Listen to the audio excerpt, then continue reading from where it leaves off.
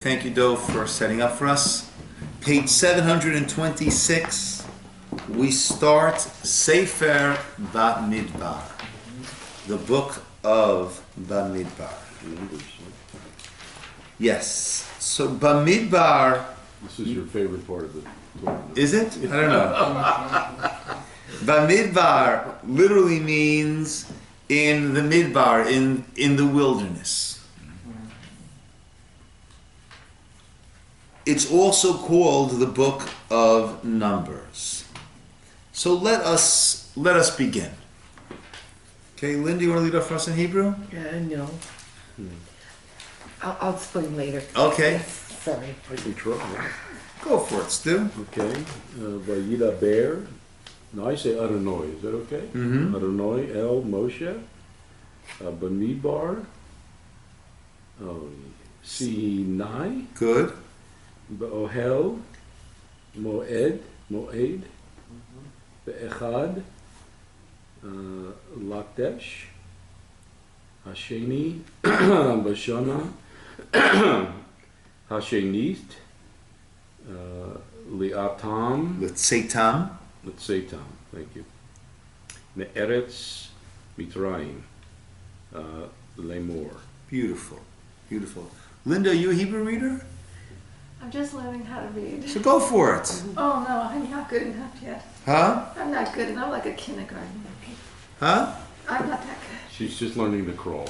Yeah. You want to give it a shot? We're with you. We're patient. You sure? We're with you. Come on. Go for it. Stu stepped up. Yeah. Stepped in. Maybe it's better.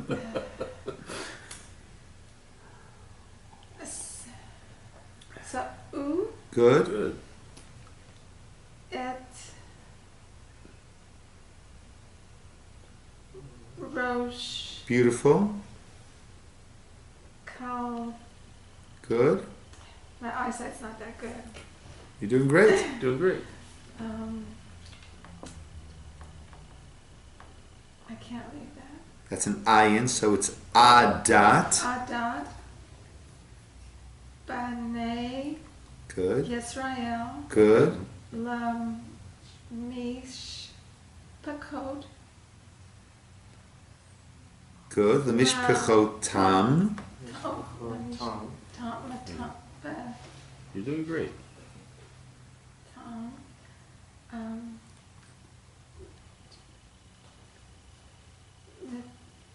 Bang, Mm-hmm.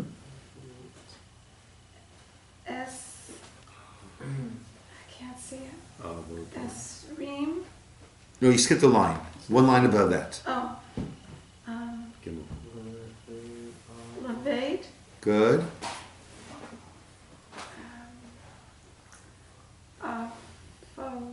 Tom, Good. Bamis, Par, should have brought my other glasses. Take your glasses off. No, I can't see without my glasses. I should have brought Shemot. my reading glasses. Shemot. Shemot, Baal, Zekar, Lagu, Galo, Tom. Beautiful. Good. Very good. Nice. Are you learning with Uzi? I took it. I took it one year all the way through, but it's hard because it's at night and it's so far away. Right. So, but I just need to practice. You're working at it. Nice. Nice. Okay, someone in first in English? Hashem spoke to Moses in the wilderness of Sinai in the tent of meeting on the first of the second month, in the second year after their exodus from the land of Egypt, saying, Take a census of the entire assembly of the children of Israel according to their families, according to their father's household, by number of the names, every male according to their head count. From Okay. 20 years of age and up, everyone who goes out to the legion in Israel, you shall count them according to their legions, you and Aaron. And with you shall be one man from each tribe, a man who is a leader of his father's household. Okay. Beautiful. So what we have over here. Good morning, Eileen. How are you? Good morning, Rabbi. Good morning, Chaya Rivka. Good morning, Rabbi.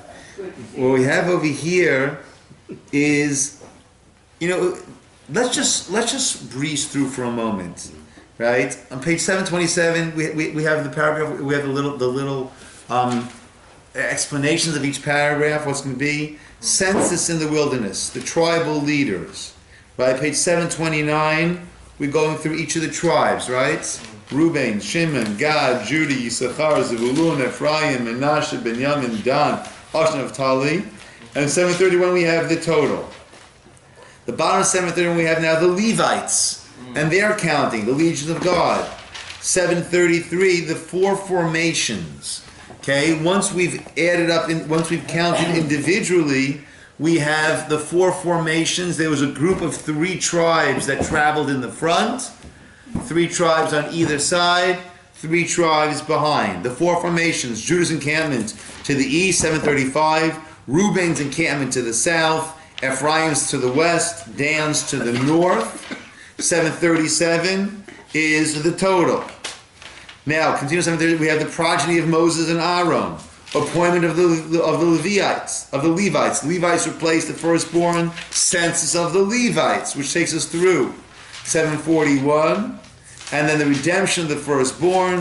The Kohanim are organized. So what we have here is counting upon counting upon counting.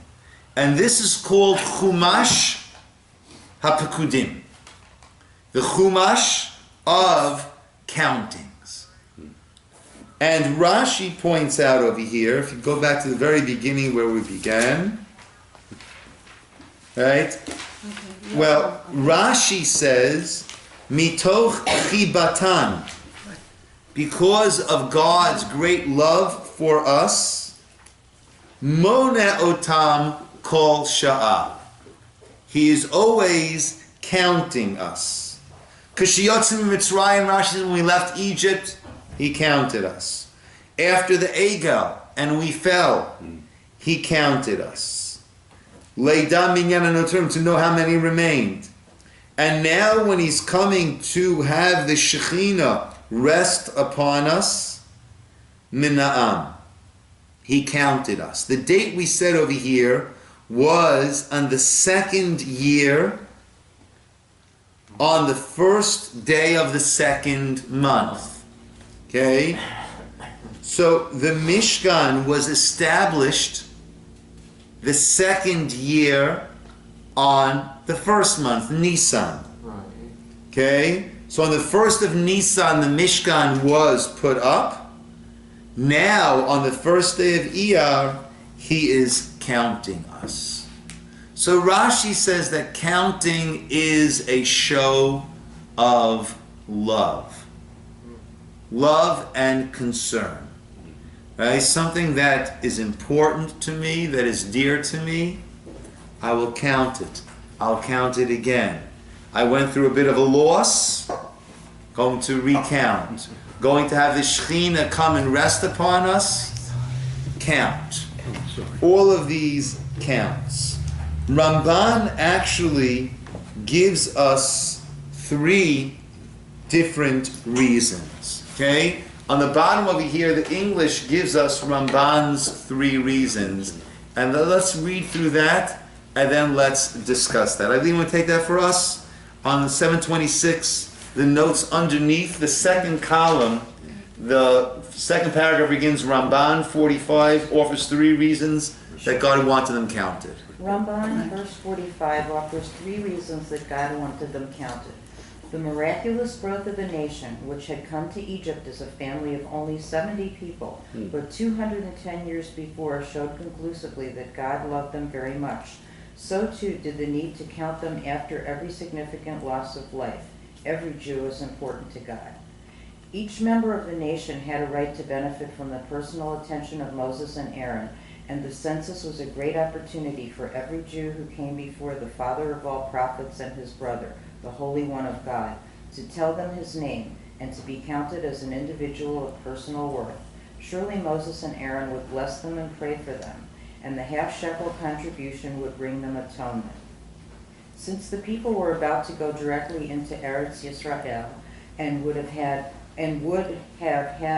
they not sinned in the episode of the spies, chapters 13 and 14, a census was needed to prepare the military campaign and to know how many people were eligible to receive portions in the land. Okay, beautiful. So Ramban says three things. To appreciate the miraculous growth. Rashi had said to show the love. Ramban says, A, to appreciate the miraculous growth. Now, but that's a little bit strange because we don't need the repeated countings. Right? Once we left Exodus with that miraculous growth, right, at the time of the Exodus, so then we were counted, we saw, wow, we came down as a nation of 70, look what we are now. But to be counted again at this point, okay, each member of the nation had a right to benefit from the personal attention of Moses and Aaron, right? Everyone came before them, right? And they introduced themselves, and they had a personal audience with Moshe and Aaron. But again, we could also ask about that. Beautiful. Have a personal audience with Moses and Aaron. But why does it need to be in the context of being counted? Right? Right? Everyone should have some private time. Right? You know, in the Hasidic world, they call it yechidus. Right? To have yechidus with one of the Rebbes. To be alone and have some time. Beautiful. But why in the context of being counted? Is it, you know, I'm thinking in business, periodically you do an inventory, and it's a good idea to know your stock or what you're working with. Absolutely. And so it's like an inventory. You just take it and get to know your people. You get to know your people again, see how many they are, take stock, you know, that's what I'm saying. Yeah. I think it's a valid thing to do. Yeah. Okay. Okay. So you're saying that discussions are sort of a personal inventory? Well, it could be both. Yeah. After all, we're not talking about boxes of shoes. We're talking about human beings. Right. So getting to know the people who are in the tribe, Excellent. I think would be extremely important. Yes. Getting to know them, but then we can still ask, but why through the context of counting? Right? That's when you're taking the inventory. the inventory. Okay. All right. Okay, Dove? Well, if you take somebody important who comes to you, then if the people feel, wow, I matter. Okay. Okay. So let's look into this idea of the One count. question. Yes. Steve. There's 630,000 people now? Yeah, A lot of That's a lot of appointments. 603, That's a lot of 500. personal sessions. Yeah. Yeah. Yeah. Yeah, it is. And Who's keeping track?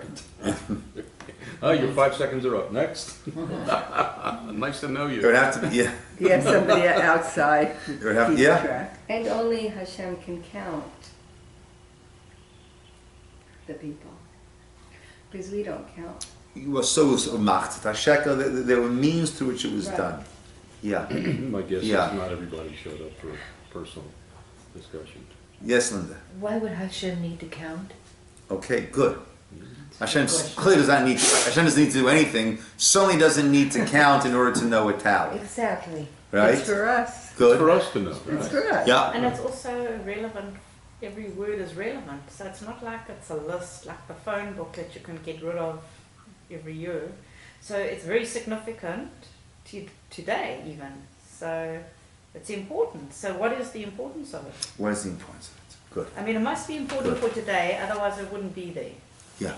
100%. Also, because it become a nation now, the counting also helps for from now on for the laws, all kinds of things based on the counting. Okay, so we okay, good.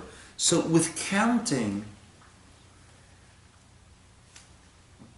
we have the two aspects. We count each individual, and then we end up with a tally. We have the group.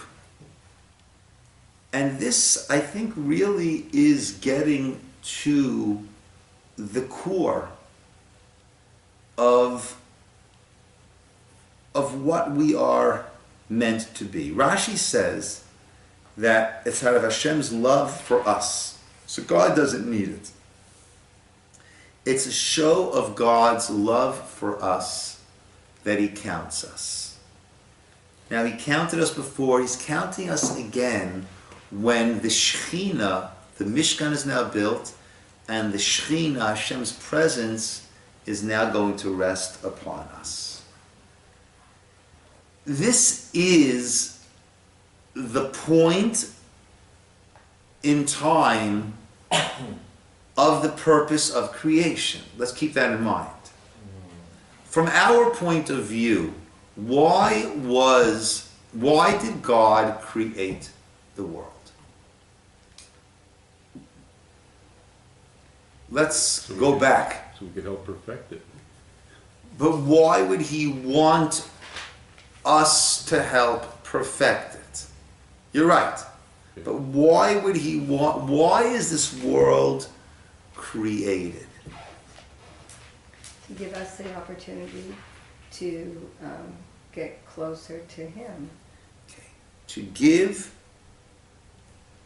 creations the opportunity to connect to God, right? And as Ramchal says repeatedly, if there is a being that is good, that being that is good wants to distribute, wants to share that goodness. So God created in order that there would be those who could share His goodness. Now, His goodness, the epitome of His goodness is He Himself. So God wanted to create, so to speak, beings who would have the opportunity to connect to Him and thereby experience this epitome of good. That takes place in the world to come, not in this world. So the next question then has to be, so why did, finish the question, He created this world. why create this world? You're saying that if there's only in the world to come, why If the create- world to come is the place of the ultimate Right. purpose, and that's where the ultimate purpose will be realized, that's where we will connect to God, so then why bother with Olam Hazeh? Why bother with this world? Preparation. Preparation. So why is there a need? Correct, Stu, but why is there a need for preparation? Just create us and let us thwap, just cling, connect to this goodness and just bask in this otherworldly, spiritual connection and goodness and be in this eternal state of bliss. Earn that? Don't we have to gain that? Aren't there Okay. purposes for Right. us? We can't Okay. just Right. You will Okay. appreciate more. You if can't appreciate Okay. it, of course. We need to earn it. Yes. In order to appreciate fully something, we need to earn it. And therefore, we could not be in this eternal blissful state if it were a freebie. It needs to be something that we earned, that we became a part of, that we own it, that it is us. We are the Ba'alim. We have ownership on it because we earned it. And therefore, there needs to be a world of struggle. We are called Yisroel. Why are we called Yisroel? Ki sarita im Elohim v'adam v'tuchal. We struggled with the angels, with the divine.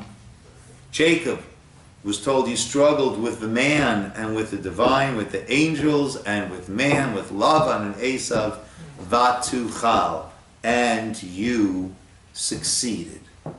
Okay? But we're not called the children of Tuchal. Tuchal meaning success. Good morning, Rosemary. How are you? Good morning, I'm fine, thank you. So nice to see you. Thank you. Right? We're not called Tuchalites. Right? We are called Israelites. Right? Now, Kisarita, you have struggled and you have succeeded. We're not called the children of success. We're called Bnei Yisroel, which means the children of struggle.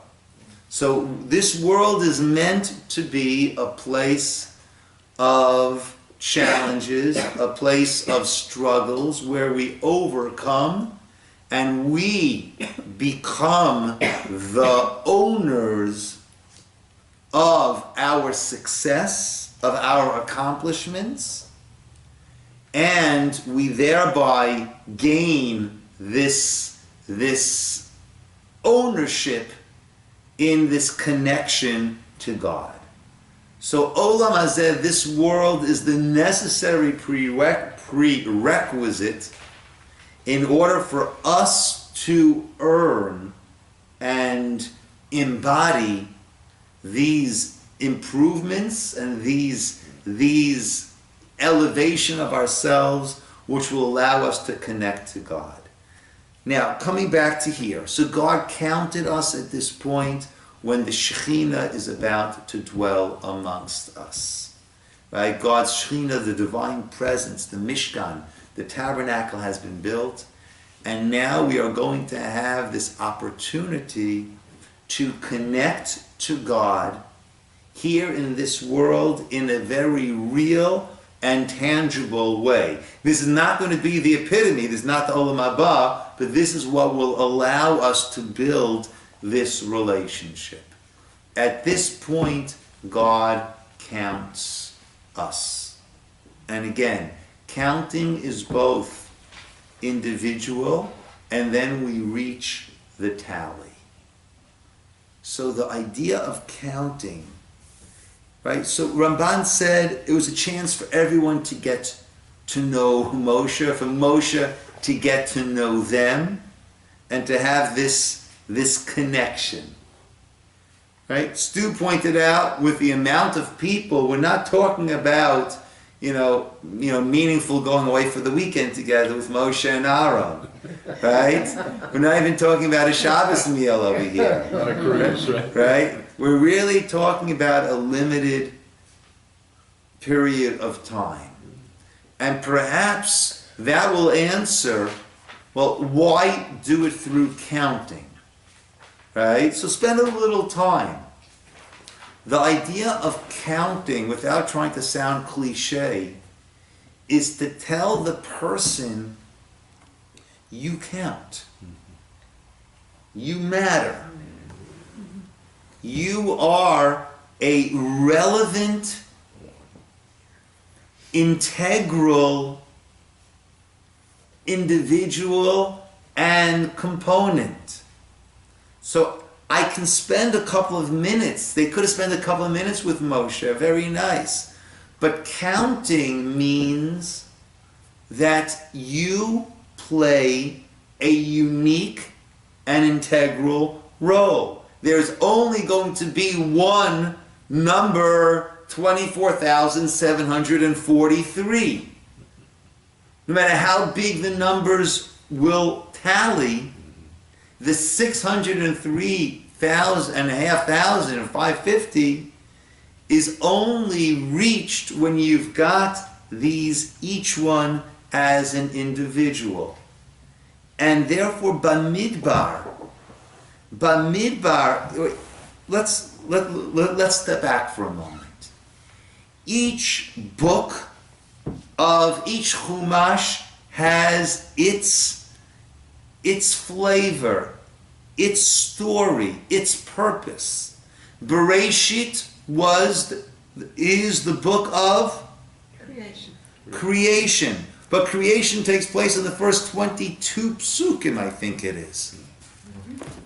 Right? The first 22, let me get an exact count on that.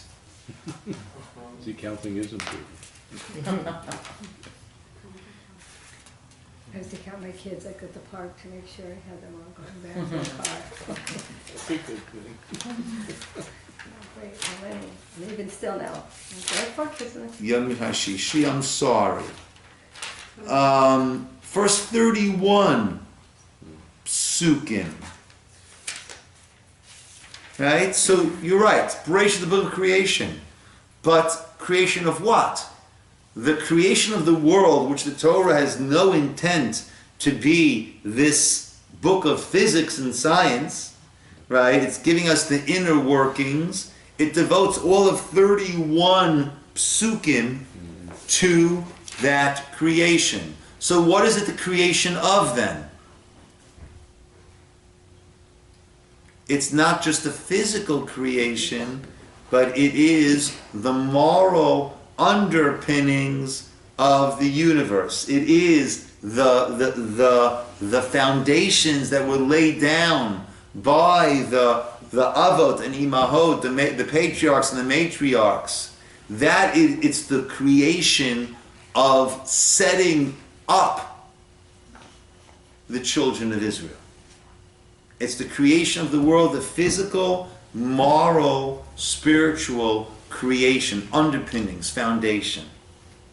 That then readies us for Shemot. What is Shemot about? The Exodus from Egypt. It's the book of exile and redemption. Okay? After we have redemption, and redemption, of course, at the end of Shemot is, we discussed this a number of times, is God's presence filling the tabernacle.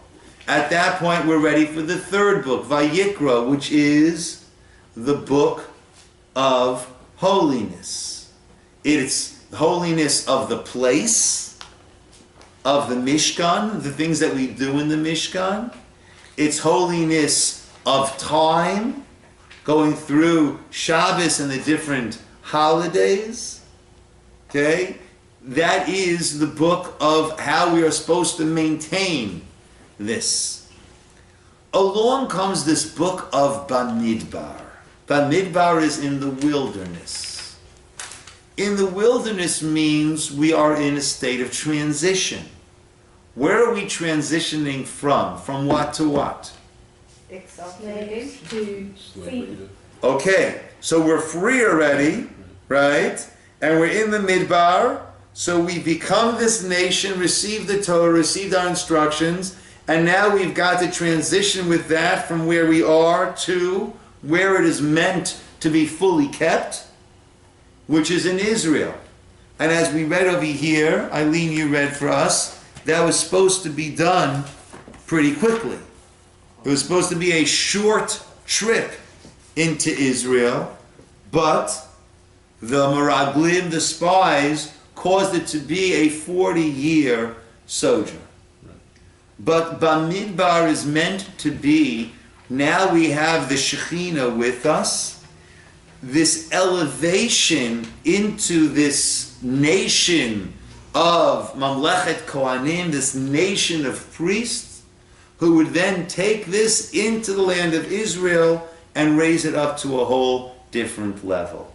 So here's where we are being tasked with this mission. So at this point we are counted. We needed some time with Moshe and Aaron in order for us not just to spend time with them, but to be counted, to understand and to recognize the unique role that each of us need to play. I've said a number of times, when I was teaching in Israel, and a guy would say, "Rabbi, I don't believe in God." So my usual response was, "But God believes in you. But God believes in you." Evidenced by the fact that you woke up this morning. If you woke up this morning, it means that there's a purpose for you. and God believes in you that you're going to accomplish that purpose. Otherwise, why is he bothering? Otherwise, we would not wake up in the morning. So this being counted by Moshe and Aaron let us know just how important each person is. But then once we have that count, then it turns into a tally. What's the significance of the tally, of the amount? It's unity, wholeness. Is a wholeness. Yeah. There's a unity. How much can a Jew, can a person accomplish alone? On our own, if we are cut off from others, Hillel famously said, right, in Einan Mili, Mili, if I am not for myself, who is for me? V'im ani la'atzmi ma'ani. But if I am only la'atzmi, if I am only for myself, ma'ani. What am I? So a person needs to sense that they are an individual with their unique contribution, unique role, but it's got to be a contribution. It's got to be something that I then give to others and share with others. And one thing, the way I understand, the way I see it, this works hand in hand with what we said before. Each and every one of us, every single person is so unique. We've had our own experiences. We've dealt with those experiences differently. You could have, kids in the same house who grow up the same way, twins, triplets, right? And each one growing up in the same house, even the same ages. We're not talking about, well, this is an older child and a younger child, but everyone is this world in and of themselves because we experience things differently. We have different experiences, and even the experiences that we share, we experience them so differently that sometimes it's hard to believe that these two people shared the same experience. And how we view something could be so different. I'll share with you, this past Friday at the funeral, right, of David Rock. Now let's learn the Ilui Nishmas. David Shmuel Ben Zalman Gershon, right, which is Zoe and Clive Rock's son.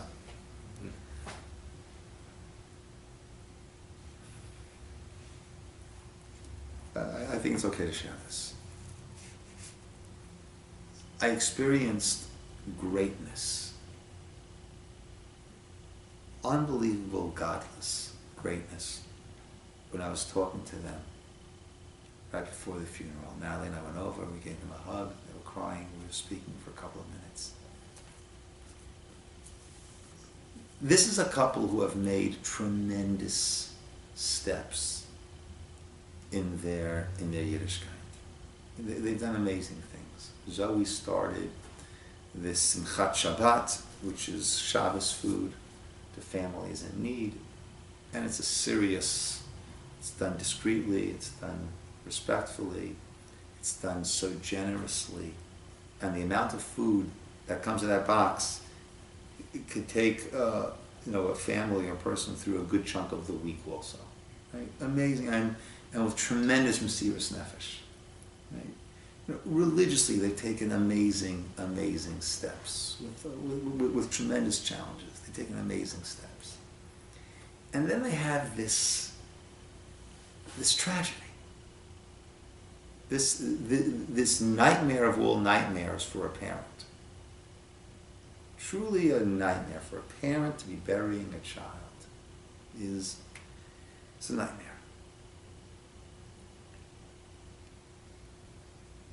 And you wonder,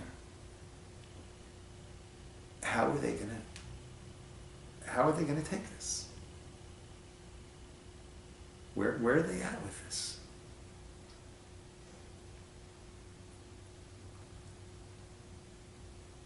Other people at the funeral said to either to me or to Natalie things along the lines of, with all they've done, this is what they get. And it's clearly not the way that one should look at it, but we could, I don't say forgive, we could understand that thought is a thought that could be running through someone's head. So what, Rabbi, what is it? Hashem made a mistake? I'm not saying it. No. Because that occurs to everybody. I'm sorry? That occurs to everybody. Hashem And made a that's- mistake. That's impossible. Of course it's impossible. I'm not saying I made a mistake. Right? But I'm saying a thought that can be running through people's minds is, oh God, why? Right? For these people of all people. What did they say to me?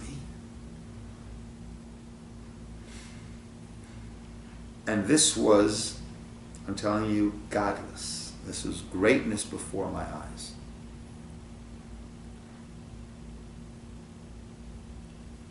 They said, Hashem drew us close to Him, knowing what was on the horizon, knowing that we would need that strength. We would need that emunah. We would need that faith. We would need that connection to make it through this. We are so thankful that Hashem drew us close to Him before this, to give us the wherewithal to make it through.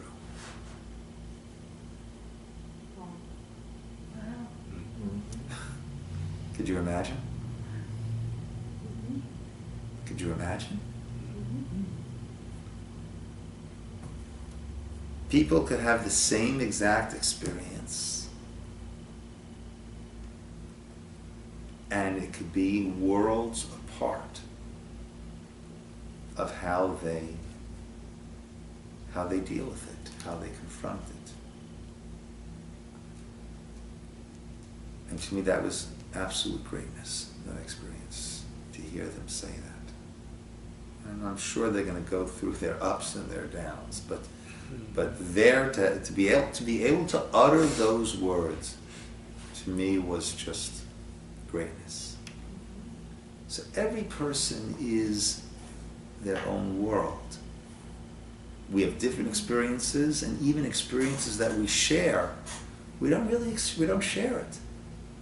We don't share it. You hear two people describe the same exact event, and you think it took place on the opposite ends of the globe. So what are we meant to do with that? Each of us, with our experiences and who we are as a result of that, we are all meant to contribute. Because of our experiences, because of my experiences, I can relate uniquely to someone else going through X. And because of your experience, you can relate uniquely to someone going through Y. And that's how it is with each and every one of us. So we are, this counting at the time of the Shekhinah coming amongst us, is that you are an individual who must be a part of the whole. That is what counting is. It's almost contradictory, right? I'm number one of 600,000. So am I an individual or am I a part of the group? And the answer is yes. Exactly. That's exactly what it is. That in order to be a meaningful part of the group, you must be an individual. So you must be an individual, but you must connect yourself with others, and ultimately, the way that a person feels accomplished, but it's more than that. The way that we feel, the way that we feel, we are godly beings. God in his essence is a giver because God does not need anything. So when we are giving, we are tapping into this godly aspect of ourselves, and we are alive. If we're tapping into that godly aspect of ourselves, we are alive. Otherwise, our heart might be beating, but we're not truly alive. And the sages, Chazal, the Gemara says there are four who are considered as if they are mate, as if they are dead.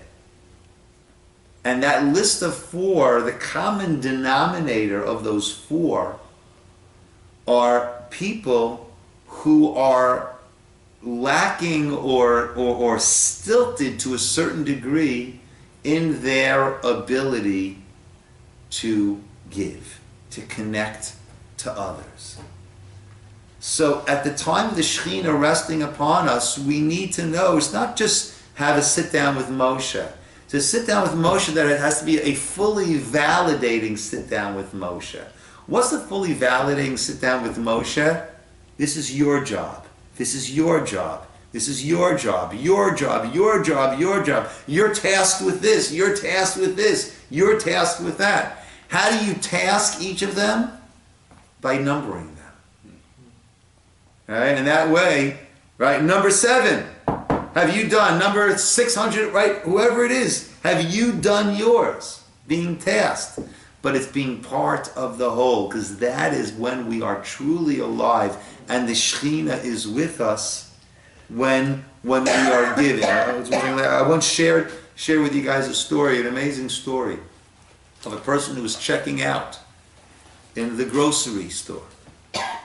And the person in front of them, they saw there was a whole holdup at the store, the person in front of them. What was it? It was a young couple with a child, a young child. And they were buying good, wholesome food, but their food stamp credit card wasn't going through. Wasn't going through. So they gave their credit card to the clerk and said, swipe this please for them. Let them go home. And they did, and the people came over and thanked them. And this person then bought their own groceries and went out to the parking lot to put their groceries into the car, sat down in the car and broke down crying. So why did that person break down crying? So, could be the person was feeling so bad for that couple. Could be the person was feeling so grateful to Hashem that they have the ability, A, to help, and B, that they themselves are not in such a situation. But my take on it, I don't know if I'm right or wrong, my take on it is the reason the person broke down crying is because the person had just done an amazing act of giving. And that chelek elokah, that godliness in that person. You know, there are times that we break down crying at times when our body, our physical body, just can't contain our emotions, our physical self, be it happiness or sadness. It's just, we start to leak, right? We can't contain ourselves. We literally start to leak. That's what crying is. We're leaking. We can't, our physical body can't contain that which is welling up inside of us. So we cry. Happiness, sadness, we just can't control. And I think when that godliness in us is just bursting, so then we cry. And I think the person cried. I think that's what it was. It was just this aspect of godliness that just couldn't be contained in this physical body. So when we're giving, that is when we are alive. And therefore you are one, but you are one of this nation. You're one, and one of the shevet, right? So there's my individual, there's my shevet task, and then there is my Klal Yisrael task. So as we are starting this Bamidbar, this point of becoming a nation, what's the connection between Bamidbar and counting? Bamidbar is this transition as a nation into Israel. The most important lesson that we have is being counted. You are an individual of a nation. Become what you are meant to become, and then contribute, share that, elevate others, help others, and they'll reach what they can reach through your help, and don't forget that you're going to reach what you can reach through their help. Leigh, you've been trying for a while, I'm sorry. Sorry, it's okay. As you're saying, or what you're saying, I just can't help but have the image of the perfect, I wouldn't say machine, but the perfect machine that we have is our body. Obviously created by Hashem, that's why it's perfect. And every cell counts. I mean, it can't function, your body can't function, to its maximum if one cell's missing. But that cell has to be what it is. It has, like a liver has to be the liver. It can't be the brain today. And so I think it's not just counting numbers, but it's because it's according to the tribes. So it's like sectioning it out. This Tissues and organs. This is what this is. This is what this is, and they groups. But I mean, if you look at it in terms of names, and it just seems like names and numbers. But if you think about it in terms of cells, and this is the liver, this is the heart, this is the brain, this is the legs, and the leg can't be a brain, and the brain can't be a leg. But the brain can't go anywhere without the leg, and the leg can't think. So it needs to know where to go.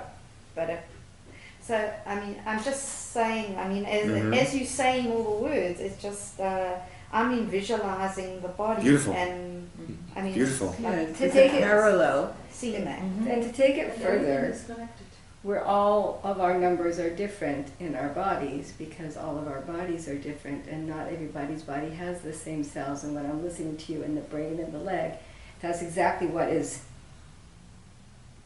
challenging in my child, is there's no connection from his brain to his muscles, but that's how Hashem made him. So when we're counting in all of these perfect things, we're all perfect in the way we were supposed to be created. And every individual counts, no matter how we're created, no matter what we look like, no matter what our physical body is, because this is how Hashem created. But we need our an bodies. example of what perfection is, so that we can strive for it. We can never.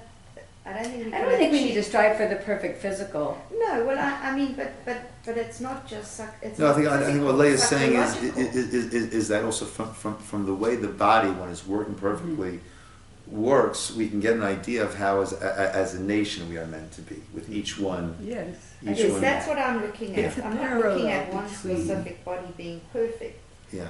I'm looking at exactly At what you're saying. that integration. If we want the perfect nation, this is what we need to do. We look at the perfect body, and if we can operate like the perfect body, we could be the perfect nation. That scares me a little. That sounds a little Hitlerish. So I don't know that that's not what you're meaning by that, but the way I'm hearing that is, if we have this perfect nation, I don't think we're meant to be a perfect nation. I think we're meant to be who we are and work together to follow and I don't think our goal is perfection. I guess that's a word that I'm not comfortable with. Yeah. I think our goal is to do what we're meant to do here on earth. And integration. I think. I appreciate what you're saying. I know you're not meaning it that way, but Yeah. I'm uncomfortable with the word perfection. I guess because I don't. Well, what is perfection? That's what I'm I saying. used to say what Wholeness perfection. would be Okay. Yeah. So the thought crossed my mind that we have This idea of totality of unity, there's a part of God in all of us. And how much better for us all to be together so we all experience different parts of God. Yeah. Yeah. Okay? Nice. Yeah. Chai Rivka. I just want to go back to what happened with the rocks. Wait, they said that Hashem called them and they answered and they moved closer and connected to God. But Hashem, I think, is calling a lot of people and they don't respond. But the rocks did, and many of us have. So when we move closer, I'm trying to understand, when we move closer into His light, into His giving, then we're the beneficiaries of it.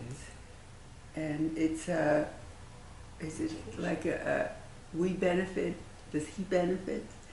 He doesn't benefit, but we benefit from responding to His call. And I think sometimes there are people in my family who are not responding to the call, or they're not ready, or whatever. But I think once you respond and you move closer and connect, then you change and life gets more spiritual. I'm not saying better, because you see that it's not necessarily better, but it's at a different plane, a different level. Yeah, it's no guarantee for easy streets. No. But at the same time, I agree with what you're saying, that and what they said, that it gives us the wherewithal. It gives us a structure with which we can try to Yes. navigate our way. Right? It's a bit of a roadmap, you know. I mean, people when they're confronted with these tragedies, you know, are, well, how can there be a God? Right? And for me, right, the thought that's most troubling to me would be if I didn't believe there was a God. Right?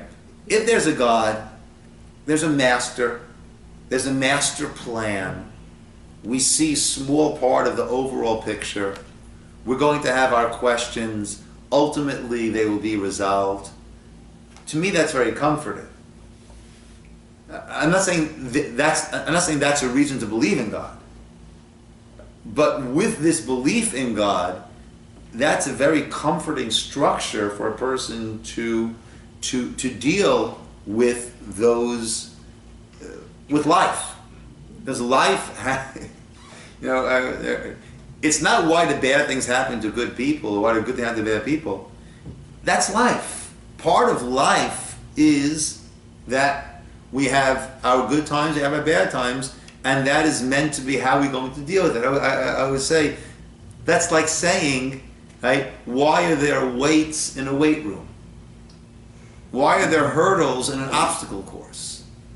If life is meant to be easy streets, then why is God doing this? If life is meant to be a course through which we live and experience and become greater, so then there have to be challenges along the way.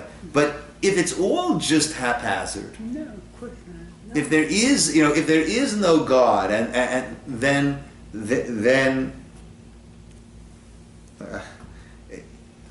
I don't know why some people, if they don't believe in God, I don't know why some people continue.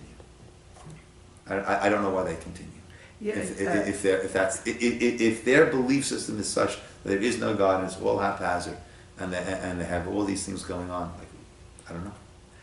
So life is big Las Vegas, right? Sorry? The life is big Las Vegas, right? According to them, Yeah, according to them. yeah, it's a roll of the dice. Rolling the dice. It's a roll of the dice. There's I'm working with an artist, and he's having heart problems. And his girlfriend, who's Jewish, he's not, said to me, "Please pray for him." So I've been praying for him. And he had a test that came out okay yesterday. And I said, you know, we're both Jewish. Could I make a suggestion that on Friday night we light a candle as a thank you to God? That's all I said. I don't know, was I imposing? She said, I light candles sometimes. I said, do you light candles on Friday night? She says, no, whenever I feel like lighting a candle, I light a candle. I said, well, I'm suggesting Friday night, an hour before sunset, and just as a thank you to God. And she said, you could hear in her voice disgust. But she asked me to pray for her. So I see that this heart problem and all the things that are happening to him is, I think, maybe God is calling out even to her and to him. Am I wrong? And they're not listening. They're not listening. So I said I'll continue to pray, and that was all, but I felt sort of stupid and useless. She asked me to pray, but she's not willing to do anything. It's useful for you. Yeah. It's useful for me because I do pray for him. At the same time, maybe she is praying, she finds that meaningful, but lighting a candle an hour before sunset is something that she doesn't see as having any, Yeah. Okay. Yeah. Latest one thing I want to say, when you mentioned the body, I had a very interesting experience that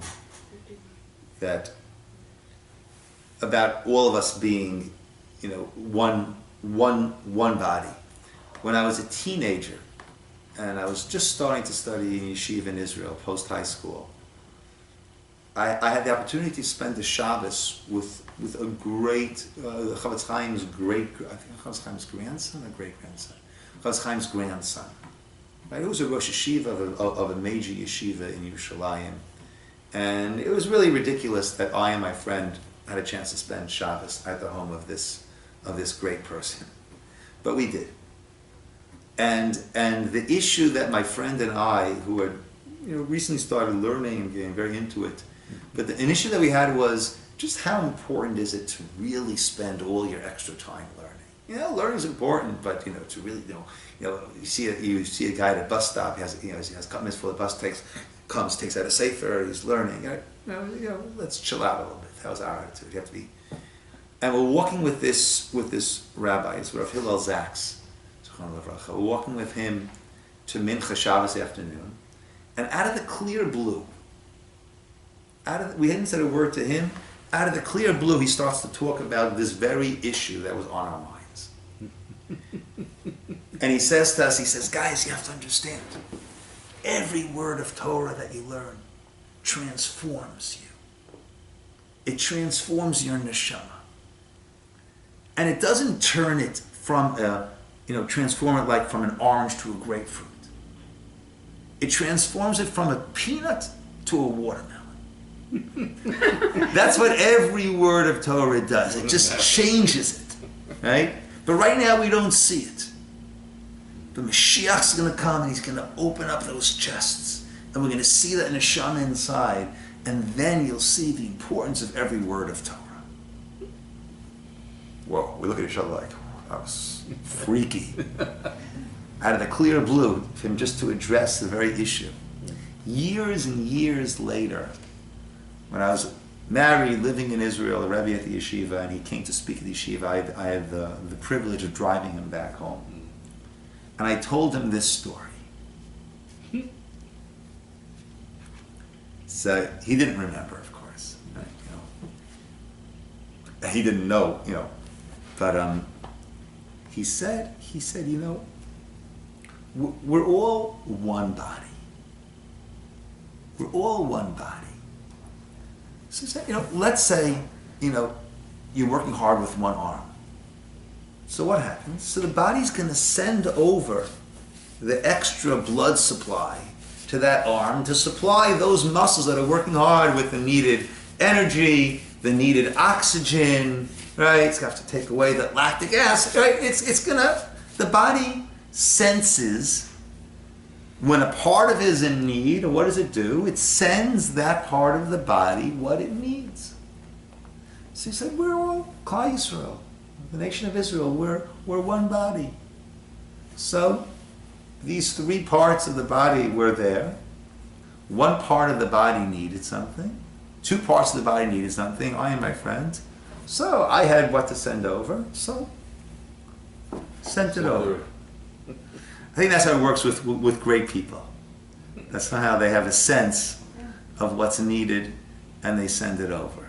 but that really is the case. We are Many great considered. people.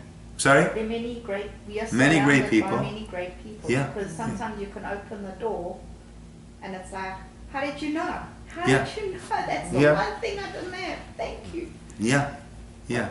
But that's what it is. So that's Bamidbar, and that's Sefer Pekudim. That's the counting. So I want to apologize if I hurt your feelings by what I said, because we all, just sitting in here, we all, just by being in here, I think we grow together, and we all have a piece of something different to share, and it's important for us to listen and share. And so I just want to apologize publicly if I hurt your feelings with and how I interpreted it. I wasn't thinking of it as an individual body. I was thinking of it more like a collective. Right. How we could all function like as a. Right, now I see it, and now I see it, so I just wanted to apologize. I didn't mean as one person must have a perfect body. Right. Like a perfect blueprint. Yeah. But also to For the add whole to nation. what Yes. Leah said, that we are constructed, we are created by Hashem, and that everything in our body works. And if something breaks in our head, as we experienced that last week, that if something happens like that, then it's a tragedy. Yeah. It's tragic. Yeah. And it's absolutely incredible that everything is so interconnected in our body. Yeah. It's a perfect whole. That's what you said. Perfect whole. One. As a nation, yes. There's so many different things happening together, and it all comes together as one. And even with David's death, the community coming together, and all that Clive and Zoe have done for this community, and the Torah, everything that they continue to do.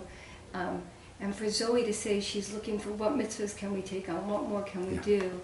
It's the impact is just immeasurable on all of us in this community. It just shows how one individual isn't an individual in Klal Yisrael, that we really are collective as a group. There's an expression I'll leave you with that I enjoy. I heard and I enjoy sharing. People say it's a small world. It's not a small world. It's a very big world. It's just well organized. I was thinking when you talked about individual and group, the role of the rabbi is really quite difficult, because you know the individual, but you also need to see us as a group.